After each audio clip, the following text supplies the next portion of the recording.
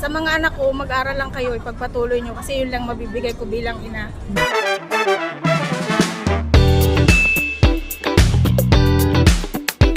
Hi guys, good afternoon once again and welcome back to another episode of Street Mic Session of Fast Visa Run. Once again, my name is Travel Agent Chris and this afternoon hulaan niyo kung saan po tayo pupunta. So as you can see, nasa loob po ako ng company car ng Fast Visa Run and we actually traveled more than 1 hour just to get here.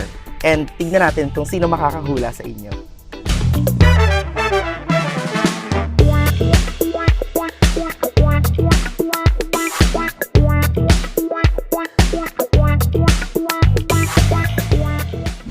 So yun na nga guys, we are now here in the location and alam ko na yung iba sa inyo ay talagang hinuhulaan ako nasan kami ngayon, diba? So just to let you know guys, this is actually the first time na gagawin natin ito outside of our comfort zone which is Dubai.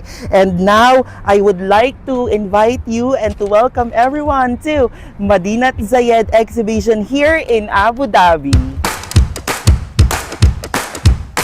And welcome guys sa Street Mic Session ng Fast Visa Run dito sa Madinat Zayed Exhibition in Abu Dhabi.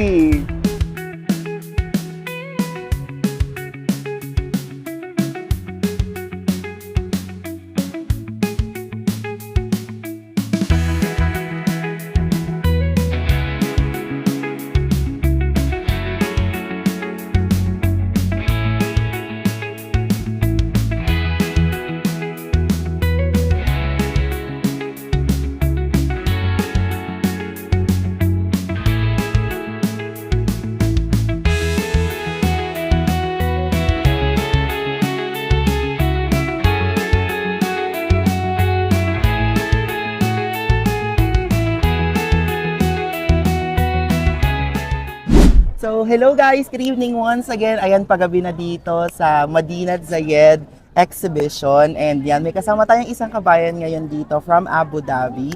And kilalanin natin siya. Hello po ate, magandang gabi po. Ano po yung pangalan ninyo? Edad po ninyo? Ilang taon na po kayo dito sa Abu Dhabi? And ano po yung trabaho ninyo? Ako po si Olivia Arellano, 38 years old, and 8 taon na itong May 1. Sa UAE? Opo. Saka Okay. isa po kong housemate. Housemate. So, yung pagiging housemate mo, ma'am, live out ba yan? Opo. Live out siya. So, saan ka po dito na area sa Abu Dhabi? Dito po sa may Hamdan po. And sa 8 years mo, ma'am, no? Lahat yon sa Abu Dhabi lang po? Opo, opo. Oo. Ilan po yung anak natin sa Pilipinas, ma'am? Isa lang po. Isa. So, siya po yung sinusuportahan natin. So far, ano na po yung estado niya? Nag-aaral pa rin po ba siya? Or pinagtatapos niyo pa? Opo. Ito ang this coming school year, first year college na. Wow! Ano pong course? Tourism po. Wow, tourism. Taga saan po kayo sa Pilipinas? Isabela po. Isabel, Ilocano. Mm. No, Ilocano yung salita doon. And kung may gusto ka pong sabihin sa anak mo sa Pilipinas, ano po yung gusto mong sabihin sa kanya ngayon, ma'am? Sa baby girl ko, ingat ka lagi dyan. And si mama laging nandito para sa'yo. At lagi kang mag-aral. And sana matapos mo yung gusto mong kurso. Yun lang. Ma'am, ano po yung sa tingin mo yung meron dito sa UAE or dito sa Abu Dhabi na wala sa Pilipinas? Yung sa sahod po. Mhm. Kasi yung sahod po dito sa Abu Dhabi mas malaki kaysa po sa Pilipinas. Safe po dito kaysa sa Pilipinas. Di ba kahit ano na po yung nangyayari sa atin ngayon, Opo. masasabi po ba ninyo na 100 safe kayo? Yes po. 101. Hindi lang 100. 101% po. Ano yung reason, ma'am, bakit tumagal kayo ng 8 years dito sa Abu Dhabi? Siyempre po, suporta po sa family. Tapos sa pag-aaral ng anak. Siyempre, sa mga financial din po, kailangan. So, masasabi mo talaga na yung pagtatrabaho mo dito sa Abu Dhabi specifically is your bread and butter na, no? Para masuportahan mo yung family mo in the Philippines. Kung may gusto ko pong sabihin naman sa mga kamag-anak mo naman sa Pilipinas, yung mga namimiss mo, si mother, si father mo po, yung mga kapatid mo, ganyan. May gusto ka po bang sabihin sa kanila? Wala na akong father, sa nanay ko na lang yan. Nanay, ingat ka lagi. And See you soon. Yun lang po. Alright, thank you so much Ate Olivia ha. And we are very glad of having you this night na at binigyan mo kami ng chance na makapag-interview sa inyo. Okay? Thank you so much po. Alright, so thank you so much Ate Olivia sa iyong cooperation. And because of that, we have something to give you po. This is in behalf of our company. We are the Fast Visa Run. So this is the newly merchant umbrella po ng Fast Visa Run. So, sa panahon yan, umiinit, umuulan, di ba? So, para po yan sa inyo. And meron din po kaming carry for gift card. So, this is worth 100 dirhams po na pwede mong gamitin sa pag-grocery. May gusto ka po bang sabihin sa Fast Visa Run? Thank you po. Thank you po sa Fast Visa Run opportunity. Thank you po. Thank you.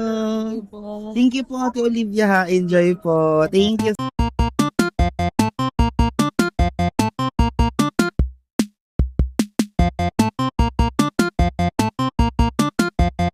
Hello po ate, good evening po. And by the way, again, my name is Chris and I'm from Fast Visa Run. We are a travel agency here in the UAE. Gusto po naming malaman, ano po yung pangalan ninyo? Ilang taon na po kayo dito sa UAE? At ano po yung trabaho niyo? Ako si Lourdes. 11 years na ako dito, last March 10.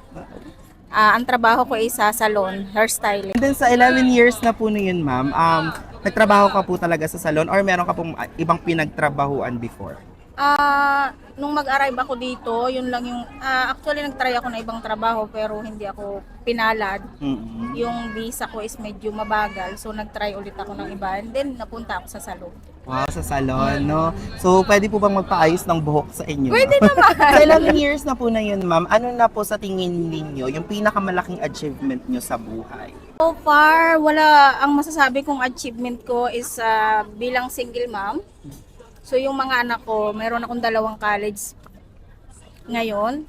Yun yung masasabi kong achievement ko kasi naging provider ako sa mga anak ko at yung nabibigay ko yung mga pangailangan nila. For sa mga another achievement like mga bahay, sasakyan, wala pa akong ganon. Meron akong napundar na kaunting lupa pero hindi ko matatawag na isang achievement kasi nga wala pa akong bahay na sarili.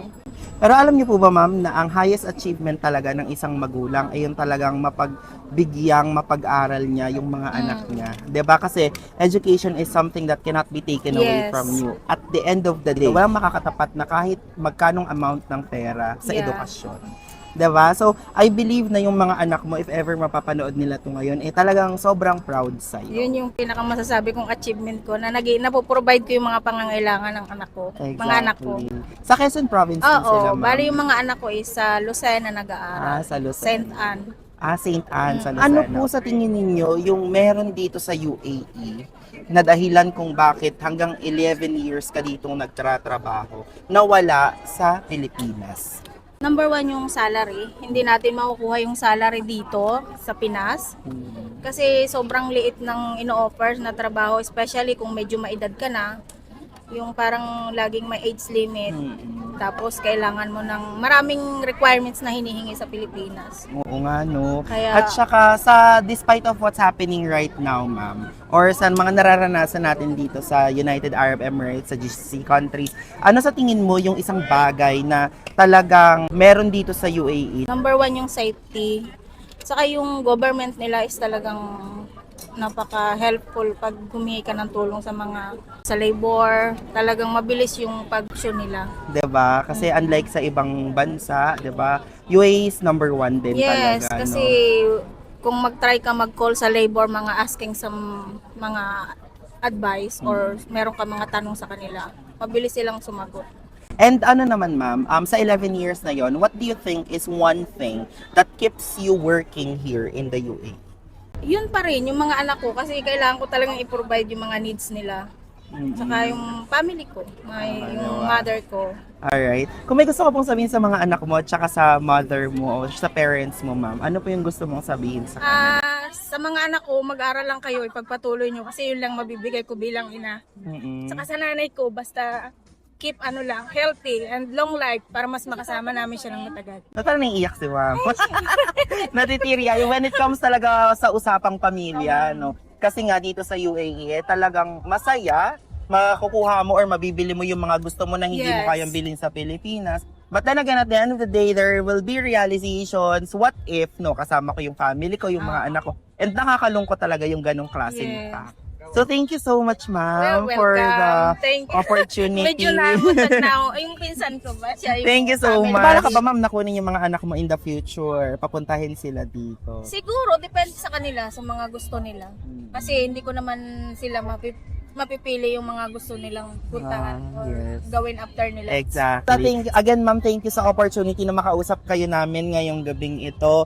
And with your cooperation po, we have something to give you po. We have newly merchant umbrella po from Fast thank Visa you Run. so Din po much. tayong carry for gift card. So this is from Fast Visa Run. Ito po yung company namin and then yun po yung branch namin. This is worth 100 dirhams na pwede mo pong gamitin for groceries. So, anything po you would like to say sa Fast Visa Run? Thank you so much. Hindi ko akalain na may blessing na darating sa akin today. And sa Fast Visa Run, God bless you all and more blessings to come. Thank you Thank so you much, so ate. much. Have a great Thank day you. po. Thank you po.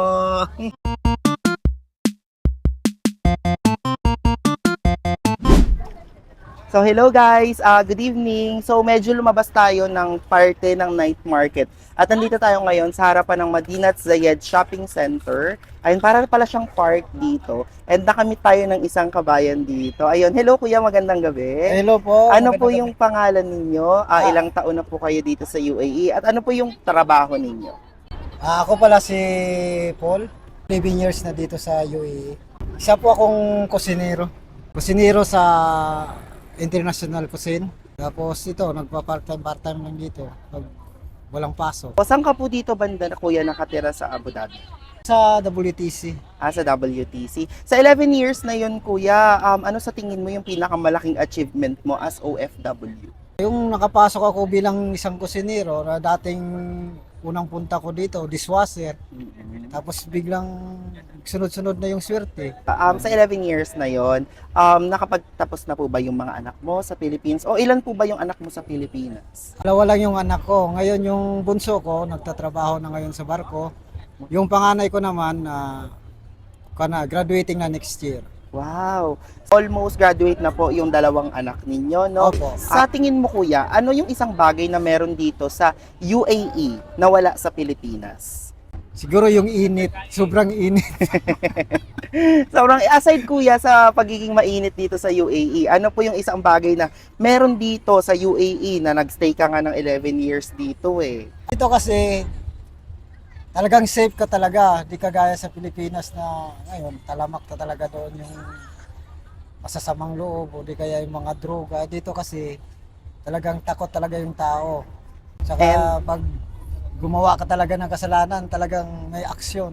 Sa Pilipinas wala. About naman po sa sahod mo bilang kusinero, malaki po ba yung naitulong nito para sa pamilya mo? Malaki naman po. Sobrang laki yung naitulong. Hindi naman gaanong kalakihan pero sapat na. Nakaka-survive, no? May gusto ko pong sabihin sa anak mo, yung dalawa mong anak, tsaka sa asawa mo sa Pilipinas. Ano po yung gusto mong sabihin, sir? Yung pamilya ko dyan sa Pilipinas, ito ako ngayon, part-time. Tapos sa aking dalawang anak dyan, yung panganay ko nag-aaral pa. Study ka lang, focus, hanggang sa makagraduate ka. At saka yung bunso ko naman, mag-ingat ka palagi sa trabaho mo at saka focus ka lang palagi. May isang bagay or may isang kabang bagay na naiisip kung bakit nag-i-stay ka pa din dito sa Abu Dhabi or sa UAE? Matapos ko yung mga utang ko sa Pilipinas bago ako umuwi. Pag makatapos lang yung isa kong anak, yun, siguro pwede na ako mag-forward. Thank you so much Kuya Paul. Okay, Maraming thank you. salamat po. Thank And you din Kuya po. Paul, again, we are Fast Visa Run. Kami po ay travel agency dito sa Dubai. Sa Dubai and then dito sa Abu Dhabi. Kaka-open lang po ng branch namin dyan sa may Hamdan Street. Alright? And then, as part of your cooperation po dito sa Fast Visa Run, we have here an umbrella po. Newly merchant po siya ng Fast Visa Run. So, umaaraw, umuulan, di ba, kuya? So, kailangan nyo po ng payong. Meron din po kaming Carry for gift card. Ito po ay worth 100 dirhams para pwede niyo pong gamitin kapag kayo ay nag-grocery. Kahit Okay? sa aming grocery po. Sa Carrefour lang po. Oh, may gusto ko po bang sabihin sa Fast Visa Run? Salamat dito sa Visa Run sa Payong kasi malaking tulong to sa tag-init. Lalo na yung napakainit ng panahon. At saka dito po sa gift card ng Carrefour, maraming salamat. Makakabili na ako ng bigas. Salamat po. Alright, thank you so Thank you, much, sir. Kuya. Nice meeting you, Kuya Paul. So ayun guys, thank you so much sa lahat ng mga nanonood ng vlog na ito and talaga namang makikita natin na hanggang dito sa Abu Dhabi ay talagang may iba't ibang kwento ng buhay ang mga kapwa natin OFW. And again guys, thank you so much and don't forget to like, share, and subscribe sa lahat ng mga social media platforms ng Fast Visa Run.